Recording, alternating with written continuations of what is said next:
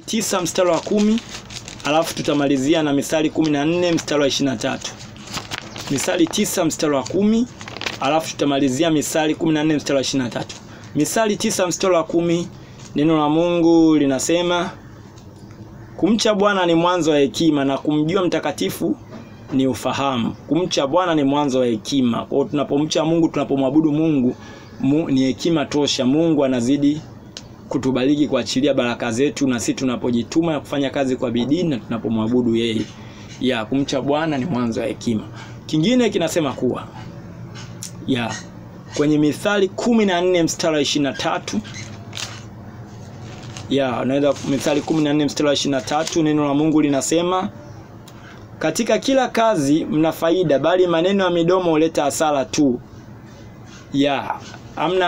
Katika kila kazi, fanya kazi ili uweze kupata pesa. Katika kila kazi kuna faida, hamna kazi ambayo haina faida. Fanya kazi mradi na faida na kuletea pesa, kuliko kuwa mtu wa mdomo. Usisikilize mdomo wa watu kukatisha tamaa, hii kazi haina hela, hii kazi nini na nini. Fanya kazi upate pesa.